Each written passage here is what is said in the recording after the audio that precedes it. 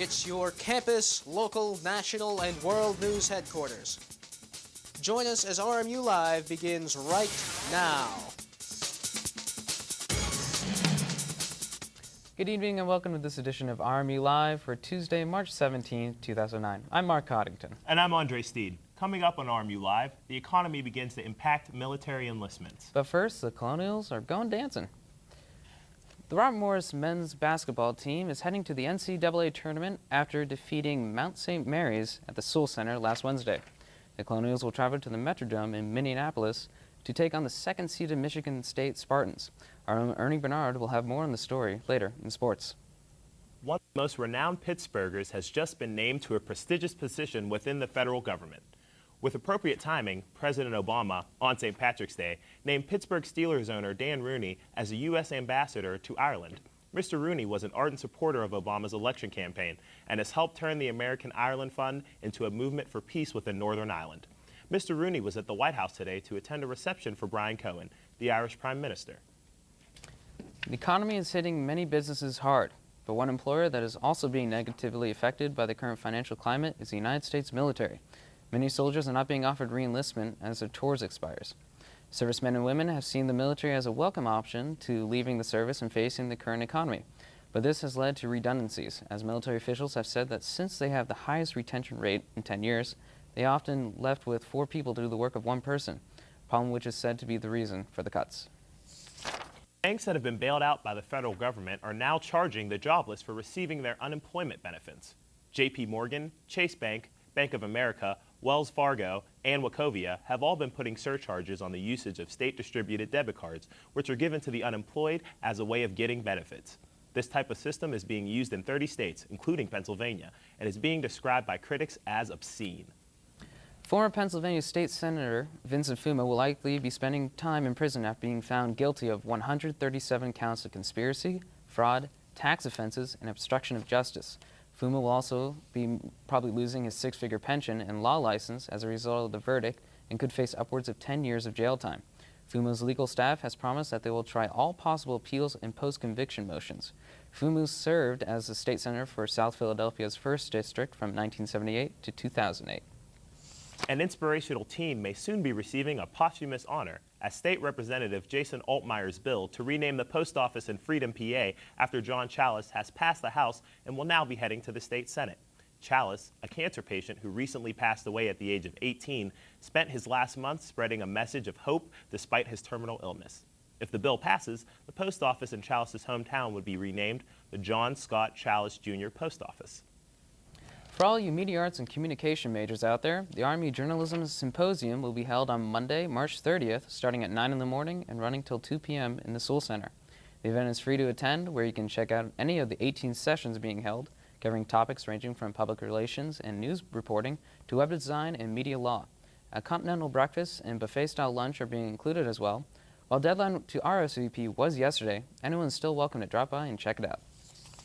A Battle of the Bands competition will be coming to RMU tomorrow. However, this won't be the typical competition. Instead, it will be a battle between teams playing the game Rock Band for Xbox 360. The RMU radio-sponsored event will take place at the food court at 6 p.m. Bands will be judged in 5 categories by 5 judges, with gift cards up for grabs to the victors. The Academic Media Center is sponsoring a director's workshop headed up by renowned executive producer and director Ron Liscodi on Friday from 11 a.m. to 1 p.m. All aspects of commercial production will be discussed, including budgeting and relationships with clients, as well as producing the final product.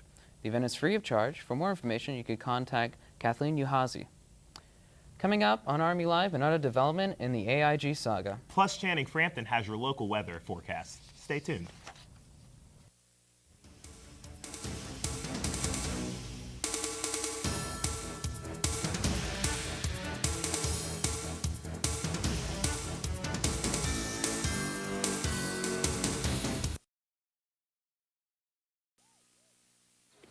Come on, boy.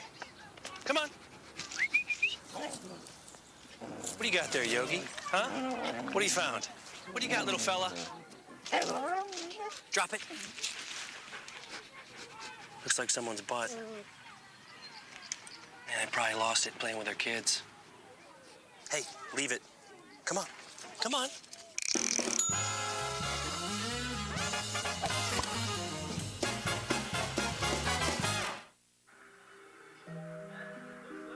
Passing gas in the presence of others is not only inappropriate, That is so foul. it can be deadly. Passing gas releases a fog of carbon monoxide Grandpa, and other poisonous fumes that can contribute to asthma and pneumonia. you're killing us over here. Kids shouldn't be exposed to secondhand smoke. Don't pass gas. Take it outside. The bear climbed over the mountain, the bear climbed over the mountain, the bear climbed over the mountain, and what do you think he saw? What do you think he saw? What do you think he saw? The bear climbed over the mountain, the bear climbed over the mountain, the bear climbed over the mountain, and what do you think he saw?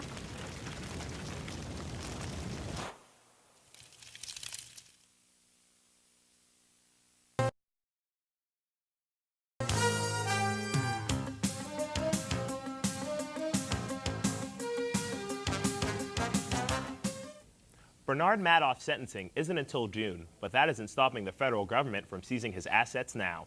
Last week, Madoff pled guilty to running a multi-billion-dollar Ponzi scheme and was sentenced to jail. This week, the feds plan to seize close to all of his assets, including homes in Manhattan, Florida, Long Island, and France. Together, these homes total to over $22 million. Also on the list, his $7 million yacht, his fishing boat, and silverware valued at over $65,000. The feds also plan to go after the $17 million believed to be in his bank account, as well as his securities, which are valued at $45 million. There's a sense of outrage from the White House against AIG tonight, with the insurance giant handing out $165 million in retention bonuses from bailout money. The result of this action has caused pressure against the company to increase dramatically from both Republicans and Democrats. The New York Attorney General is starting to issue subpoenas if AIG does not hand over a list of employees who are to receive the cash. Even President Obama is turning up the heat, demanding that the nation's taxpayers deserve answers. Substantial sums from the U.S. Treasury. And I've asked Secretary Geithner to use that leverage and pursue every single legal avenue to block these bonuses and make the American taxpayers whole. The bonuses in question, handed out to some 400 employees, range from $1,000 to $6.5 million. Home foreclosures are taking the country and its economy by storm. But one city is trying something different to try and fight the ominous housing tide. Phoenix, Arizona is trying to sell its foreclosed homes, and to do so is giving incentives. The town will give those who purchase a foreclosed home a $15,000 bonus. The city hopes that by giving out bonuses, the number of foreclosed homes will drop. Russian President Dmitry Medvedev has said that he plans a comprehensive rearmament of his nation's military.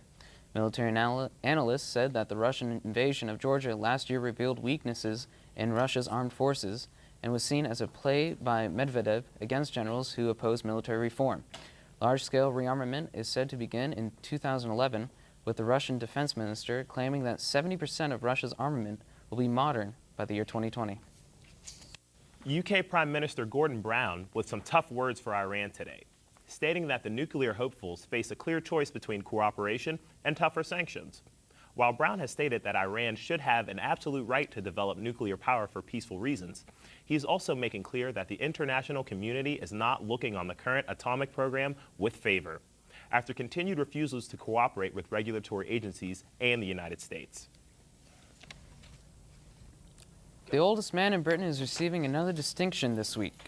Henry Allingham is 112 years old and one of the only two surviving World War I veterans in the UK. Yesterday, he received one of the French military's highest awards, Legion of Honor Medal, while a previous recipient of the award, Monday's ceremony elevated Mr. Allingham to the level of officer. The French ambassador, on hand for the event, wished to pay tribute to the many British and French soldiers who fought side by side so long ago. Weather. Enjoying this warm weather out? I am. Let's find out if it's going to continue. Oh, I hope so. Channing, tell us. Well, guys, here's what it looks like. The weather forecast looks pretty good for the day. Take a look at the current temperatures outside as we move along through here. Nice to get a shot of the current temperatures outside. Here we go. Oh, looks good. Hi, everybody. How's it going? All right, let's take a look at the current temperatures and conditions that are going on outside in this area. If we move over to the weather station, you can see temperatures are running about 65 degrees here in Moon Township, and the dew point is a little bit cooler. You can see temperatures are right around above average for this time of year, and the pressure is holding at 30.24 inches, and the winds are out of the south-southwest at 4 miles per hour. Here we go. Look at the actual high for today, 64 degrees with a low of 33 degrees. Our normal for this time of year is 50 and 30. Our records are 73 and 1 degree. Let's take a look at the forecast for tomorrow. We have a chance of thunderstorms. 68 degrees will be our high. It'll be a nice day to get out there and enjoy the spring weather. And as far as the 5-day forecast is concerned, temperatures are going to be taking a snow dive down into the 40s for this weekend. But the sunshine will come out starting around Saturday, and temperatures will rebound from the 40s. We're back in the 60s by next week. Back to you guys at the desk. 70 degrees. Wow. Incredible. Yeah. Why don't we find out what's going on in sports? You know, I heard there's a dance coming up, but I don't have a date. I don't think it's that kind of dance. Ernie? You know what, Andre? I'll go with you with this dance. And coming up in sports, though, the Pens face off with the boys from Boston and let March Madness begin on campus. But first, here's the athlete of the week.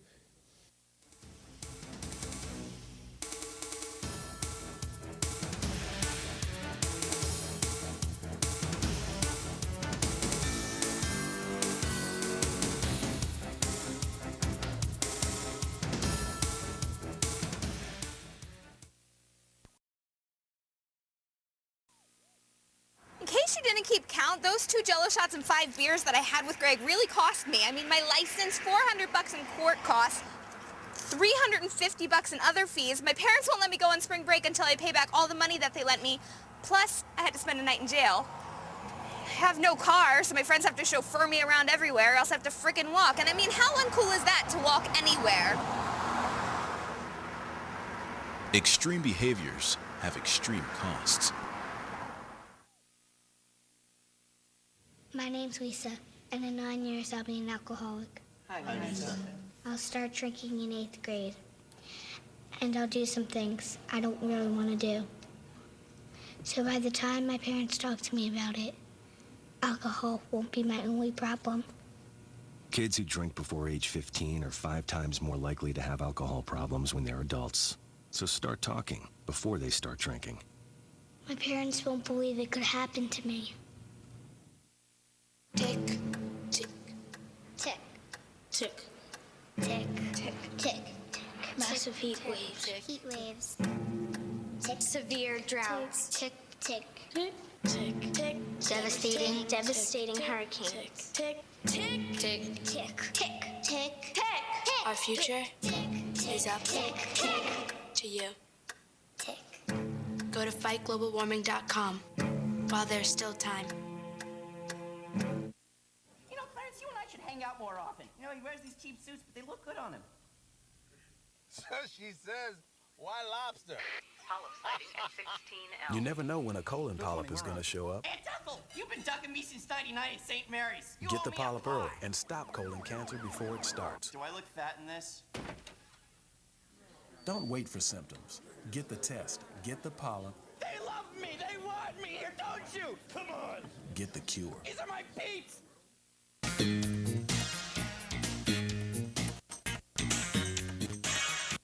This past Wednesday, the Colonials hosted Mount St. Mary's in the Northeast Conference title game and the right to go to the NCAA tournament. And the end of the game was a great one. With the clock winding down, Robert Morris was setting up for the game-winning shot. Top scorer Jeremy Chappelle had the ball in his hand, only to lose it, but it went directly to his teammate, Dallas Green. Coach Mike Wrights only thought, oh no, not him. But Dallas makes a shot, we win the conference, go to the NCAA tournament, and the student body rushes the court. And on Sunday, we found out who will be facing an NCAA tournament, the Michigan State Spartans. The Spartans finished their tournament with a loss to Ohio State, 82-70. But the Spartans did finish first in the Big Ten regular season. Other big news about the tournament, 3 Big East teams got the #1 seed. That's the first time it happened in the history of the tournament. One of those #1 seeds, the Pitt Panthers. The Pittsburgh Penguins went into Sunday's game against Boston Bruins with some speculation on whether or not they can control a game and keep a lead after Saturday's debacle against the Ottawa Senators. How would the Penguins respond? Let's go to the Mellon Arena to find out. All right from the get-go, Gonchar is going to miss a wrist shot, but Kunis is going to pass it to Sidney. Sidney is going to pass it to Guerin, and Guerin's going to get into the back of the net. Early goal, 18th of the year, 50 seconds in the game, 1-0. Now we're going to go into the second period. The Penguins are on the power play, but it didn't seem like it because Wheeler would put in his second shorthanded goal of the season, and that would make it 3-2. But the Penguins would respond. Here we go, early in the third period. Chris Kunitz is going to have a breakaway. He's going to be hitting the Clemente mark, 21 goals of the season, and that will be the second goal of the game for him. Look at that crazy celebration. I love it. Then Stahl is going to be fighting across the boards here. He's going to find Peter Sikora. And Peter, you're doing it. That makes it 5-4. That would be the game winner. Stahl would get the empty netter to make it 6-4.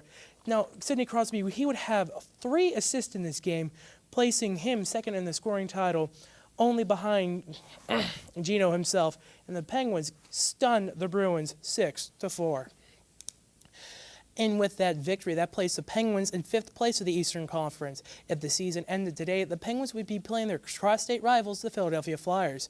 The Penguins are only 2 points away from switching spot with the Flyers, but for that hosting that matchup. But don't think we're out of the woods yet, because the 8th place Carolina Hurricanes are only 3 points away from us. So there's still a possibility of us not making the playoffs.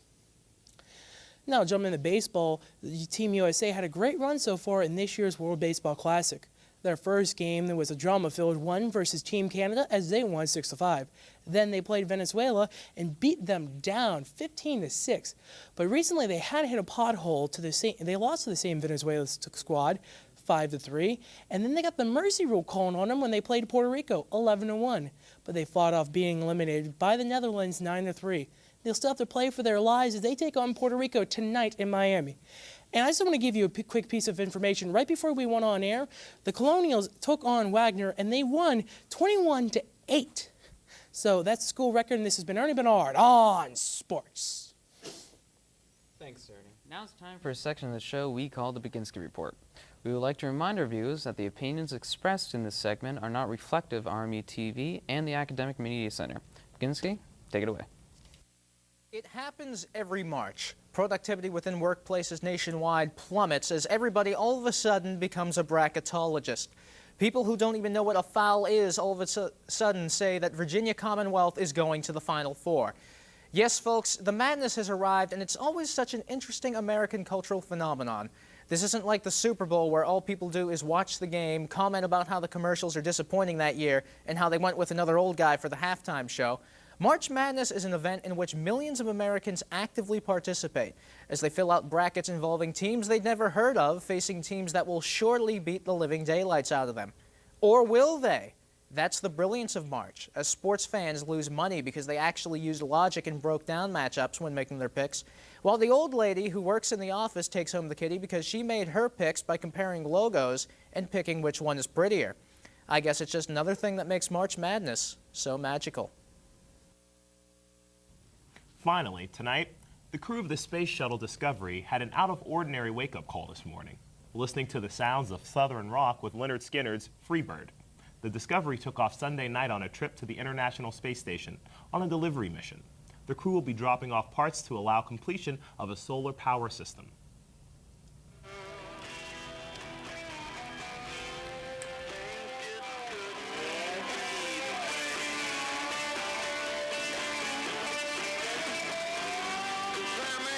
Freebird. You know what? It's one of my favorites. Really? Yeah, it is. Top 10, definitely. Really? Yeah. I don't know. I'm a big fan of classic rock, but, you know, Leonard Skinner is good, but there are some other ones out there that are pretty good. I.e. Michael Jackson. Led Zeppelin. Michael Jackson. That's impressive. Yes, it was. Yeah. Well, I think that's it for our show today. I think so. Well, thank you for joining us. But you know what? Before we go, I got a question. Who do you got going all the way in your bracket this year? Bobby Moe, come on. That's what I'm talking about. That's what I'm talking about. I mean, hometown hero. Yes. So, well, enjoy your day today. It's St. Patrick's Day, and I hope you have a great week. Thanks for joining us on RMU tonight. Have a good day.